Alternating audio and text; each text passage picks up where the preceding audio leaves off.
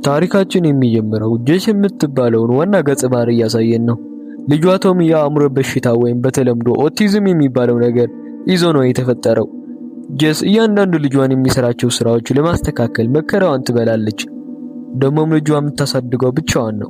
ጄስ ትንሽ ፈታ ለማለት በማሰብ ልብሷን ይዛ ወደ ጓደኞቿ ትሄዳለች። ትዕይንቱ በቀጣይ ወደ ጓደኞቿ ይወስደናል። እነሱ ከቅድሙ በአትላንቲክ ውቅያኖስ ለሽርሽር እንደሚሄዱ አስበው ነበረ። ጄስም እዛው ስትደርስ ግሬግ የሚባል የጓደኛቸው አባል ይቀበላታል። ከነሱ ጋር መሄድ እንደምትፈልግም ትነግረዋለች። አብረውን ጉዞ ይጀምራሉ። መንገድ ላይም ጄስ ቅዠት ማየት ትጀምራለች። ሳሌ የምትባለው ሴት ደህና እንደሆነች ስትጠይቃት እሷም ዝም ብሎ ህልም እንደሆነ ትነግራታለች። ጀልባዋ የሚቆጣጠራት ግሬግ ሲሆን ቪክተር የተባለው ወጣት ደግሞ እንደ አንድ ረዳት ሆኖ ያግዘዋል። በመቀጠል እነ ጄስ አየር ለመቀበል ወደ ውጭ ይወጣሉ። ጄስም ከግሬግ ጋር ተቀምጦ ማውራት ትጀምራለች። ሁለቱም ከጓደኝነት አልፎ ትንሽ ለየት ባለ አይን ይተያያሉ። እሷንም ጀልባ መንዳት ያስተምራታል። ሳሊና ሄዘርም ከጀርባ ሆነው ስለነሱ ማውራት ይጀምራሉ። ሳሊ ግሬግ እና ሄዘር ማጣመር ፈልጋ ነበር ያመጣቻት። ነገር ግን ግሬግ ትኩረቱ ሙሉ በሙሉ ጄስ ላይ ብቻ ነበር። በመቀጠል ግሬግ ለጄስ ቪክተር በጣም እንደሚወደውና እንደ ወንድም እንደሚያየው ይነግራታል። ቪክተርም ቢሆን ታዛዥና ታታሪ ነው። ግሬግ ለጄስ ልጇ ቶሚ የት እንዳደረገችው ይጠይቃታል። እሷም ትምህርት ነው ትለዋለች። ሳሊ በመምጣትም ካንተ ጋር ማወራው ነገር አለ በማለት ትነግረዋለች። እሱም አሁን እንደማይችል ሲነግራት ጄስ ደግሞ ሄዘር ትጠራታለች። ችግር የለውም በማለትም ወደ እሷ ትሄዳለች።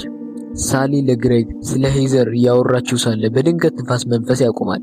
በዚህም ጀልባቸው ማንቀሳቀስ አደጋች ይሆንባቸዋል። በድንገትም ዳውኒ ከአጠገባቸው ትንሽ ራቅ ብሎ መብረቅ ያዘልና በጣም አስፈሪ ደመና ያሳያቸዋል። ግራ በመገባትም ይጀምራሉ። በሚያስፈራ ሁኔታም እነሱ መሸፈን ይጀምራል። ግሬግ ሲግናል ለማግኘት እየሞከረ ሳለ ውጭ የነበሩ ሰዎች ማዕበል ሊያናውጣቸው እንደሆነ ይገነዘባሉ። አብዛኞቹ ወደ ውስጥ ካስገቡ በኋላ ጀልባዋን መንዳት ይጀምራሉ። ነገር ግን ማዕበሉ በጣም ኃይለኛ ነበር። ወደ ጀልባቸውን ብዙ ውሃ ይገባል። ጠንካራው ቪክተር ግን ከውሃ ጋር እየተላተመ ጀልባውን ኮንትሮል ለማድረግ ይሞክራል። በሚያሳዝን ሁኔታ በመጨረሻ ጀልባቸው ተገምጥሎ ወደ ውሃ ይጥላቸዋል።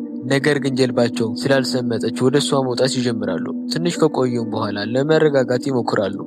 ነገር ግን አሁን ወደ ቤታቸው የሚመለሱበት ጀልባ የለም። ሁሉም ነገር ተበላሽቶባቸዋል። ከዛም አንድ ትልቅ የክሩዝ መርከብ ወደ እነሱ ሲመጣ ይመለከታሉ።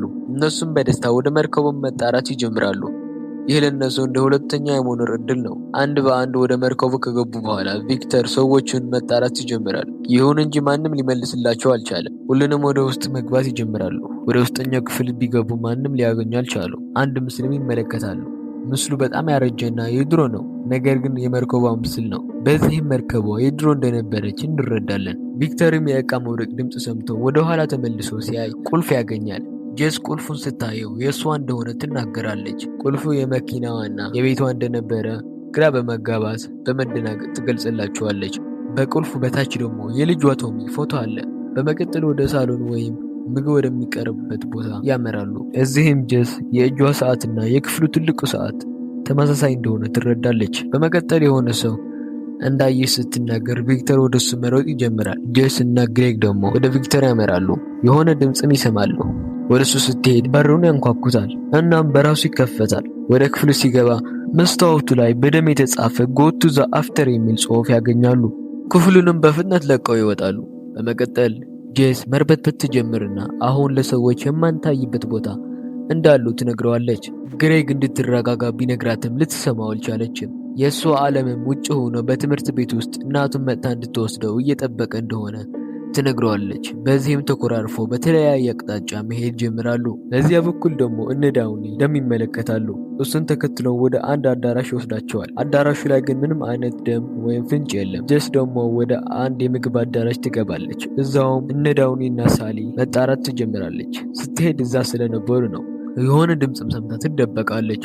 ከዛም ቪክተር ይመጣል። ወደሱ ስትሄድ በኃይለኛው ያንቃታል። አንቆም ወደ ግድግዳው አጣብቆ ይዛታል። ብዙ ደምም ስለነበረው ጭንቅላቱ ላይ በነበረ ቁስል በመጉዳት ታስለቅቀውና ወደ ጠረጴዛው ወድቆ ሕይወቱ ያልፋል። ወደ ነዳውኑ ስትሄድም ጓደኛዋ ግሬግ ወድቆ ሞቶ ያገኙታል። እናም እሷ እጅ ላይ ደም ስለነበረ እሷን መውቀስና አንቺ ነው የገደልሽው ማለት ይጀምራሉ። ነገር ግን እሷ እንዳልሆነች ለማሳመን ትሞክራለች። ነገር ግን ከላይ ጥይት ሲተኮስና ሳሊ ይመታታል። ከዛም ቀጥለው ፍቅረኛዋ ደግሞ ሲተኮስበት እዛው ይሞታል። ጄስም ለሳሊ ጎትታ ለማስወጣት ትሞክራለች። ነገር ግን ከላይ የሚተኮሰውን በፍጥነት ይመታትና እዛው ጥላት ትሄዳለች። ወደ ውጭ ወጣ ሰዎችን መፈለግ ላይ ሳለች አንድ ፊቱ የማይታይ የተሸፈነ ሰው በሻትጋን መጥቶ ይጥላታል። እናም እንዳይገላትና የአንድ ልጅ እናት መሆኗን እየነገረች ትለምነዋለች። ነገር ግን እሱ ሊተኩስባት ከጫፍ ሲደርስ ከእጁ ታስለቅቀዋለች። ሲወድቅ ጊዜም ሮጣ ታመልጣለች። የሆነ ቦታ ላይም በማረፍ አንድ መጥረቢያ ታነሳለች። ሲመጣ ጊዜም በሱ መጣላት ይጀምራሉ። መጥረቢያው ካስጣለችው በኋላ ማን እንደሆነ ትጠይቀዋለች። እሱም ወደ ቤቷ ለመመለስ ብቸኛው መንገድ እኔ ነኝ ማለት ይጀምራል። ግን ድምጿ ሴት ነው የሚመስለው። ሴት ሳትሆን አትቀርም። በመናደድም በመጥረቢያው ትመታትና የመጨረሻ ተስፋ ወደ ባህሩ ትጥላታለች። ከውስጥ የሆነ ሙዚቃ ትሰማለች። ወደ ውስጥም ገብታ ሙዚቃው ትቀይረዋለች። በመቀጠል ከውጭ የሰዎችን ድምፅ ትሰማና ወደ ውጭ ትወጣለች። ወጣ ስታይ ጓደኞቿ ናቸው። ልክ ከነሱ ሆና ሄልፕ ስትል የነበረው ማለት ነው። የሚገርመው ደግሞ እዛ ውስጥ እሷ ራሷ አለች። ግራ ተጋብታም ወደ ውስጥ ትገባለች። ሙዚቃውን በራሱ ይቀየራል። ወደ ውጭ ወጥታ ሰዎችን ስትመለከት ወደ ውስጥ እንደገቡ ትረዳለች። ሁሉም ሲያልፉ እሷ ራሷ ከግሬግ ስታወራ የነበረው ጊዜ በአይና ታያዋለች። በመቀጠል ወደ አረጌው መርከብ ምስል ያመራሉ። በቃ ምን ይላችሁ ቅድም ሲገቡ የነበረው እያንዳንዱ ነገር ሰዎቹ እየደገሙት ነው። ጄስ ግን ተደብቃ እየተመለከተች ነው። ጭንቀቱን መቆጣጠር አቅቷት ራሷ ይዛ ቁጭ ትላለች። በዚህም ቁልፏ ይወድቅባታል። ሰዎችንም ድምፁን ሰምተው ወደሱ ይዞራሉ። ይህ ትዕይንት አስታወሳችሁት? ቁልፉ የራሷ እንደሆነ ስትናገርና ጄስ ነበር የጣለችው። ጄስ ደግሞ ግራ ተጋብታ ከየት መጣ ብላ የተገረመችው ማለት ነው። ወደ ውጭም ስትወጣ የዳውኒ አካል ትመለከታለች። ቪክተርም ወጥቶ እዛ አልነበርሽ መቼ መጣሽ ብሎ ይጠይቃታል። እሱ ያየው ያኛዋ ጄስ ሳይሆን ሁለተኛዋ ጄስ ነበር። እሷም እኔ ራሴ ኮፒ ተደርጊያለሁ ማለት ትጀምራለች። ልታሳምነውም የዳውኒ ወይም ከነሱ የመጣውን ጓደኛቸው ሬሳ ልታሳየው ስትል እሱ ግን ምንም እንደሌለ ይነግራታል። እሷም ጥንባሳዎቹ እንዲቦረ ካደረገች በኋላ ስታየው ምንም አይነት አካል አልነበረም። የዳውኒ አካል እዚህ ነበረ እኮ የት ሄደ ትላለች። ያንተ አካል ደግሞ በወለሉ ላይ ወድቆ አናትህ ላይም ተበስቶ ቆስለህ ወድቀሃል ትለዋለች። እሱም የምትፈልጊው ማለት ትቻለሽ፣ ነገር ግን አላምንሽም ይላታል። እሷም እውነታው ይህ ነው ትለዋለች። ለማስረዳትም ብላም ከግድግዳ ጋር ታጣብቀዋለች። ነገር ግን ጭንቅላቱ ተበስቶ ነበረ። በመደናገጥም ከቦታው ትሰወራለች። ለካ ቅድም መጥተው ያነቃት ያለ ምክንያት አልነበረም። አሁን ስገባቸው። ከዛም ቀጥሎ አይገቡትም ብላ ያሰበችው ክፍል ገብታ ለመረጋጋት ትሞክራለች። እዛውም ቅድም ሴትዮዋ ተሸፍናበት የነበረውን ጥቁር ልብስ ታገኘዋለች። ሴትዮዋ ስትላት የነበረችው ወደ አእምሯ መመላለስ ይጀምራል።